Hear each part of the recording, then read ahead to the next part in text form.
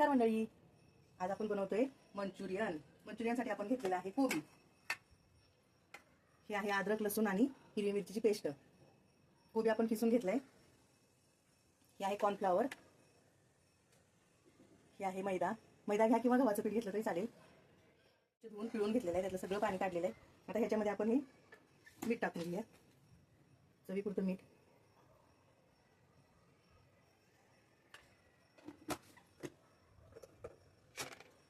हे आपण वाटून घेतलेली हिरवी मिरचीची पेस्ट, अद्रक लसूण आणि हिरवी मिरचीची पेस्ट।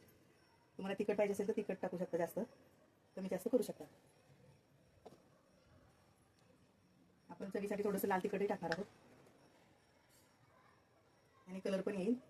आपण ह्याच्यामध्ये कसलाही कलर वापरणार नाही, थोडंसं लाल तिखट वापरणार आहोत।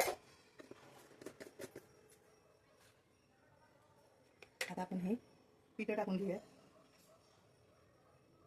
अर्धी वाटी मैदा, पाव वाटी थोडंसं तांदळाचं पीठ, कॉर्नफ्लॉवर,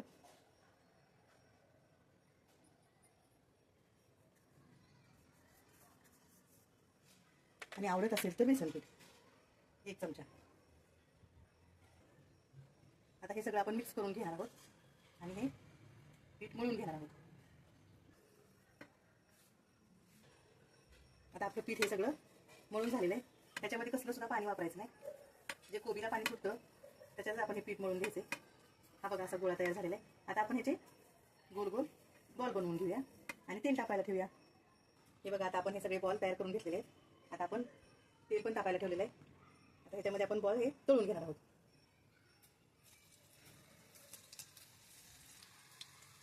आता सगळे मीडियम फ्लेमवर आता आपण हे बॉल तळून घेणार आहोत। बघा मंडळी, आपले मंचुरियन बॉल आपले तळून झालेले आहे।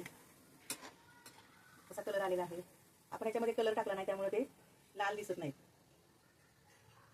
आपले हे मंचुरियन घरगुती पद्धतीचे आहेत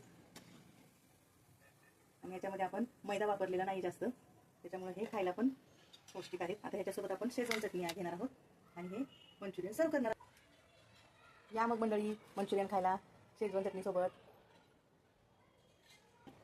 तुम्हाला ही रेसिपी आवडली तर व्हिडिओला लाईक करा, शेअर करा आणि सबस्क्राईब करा।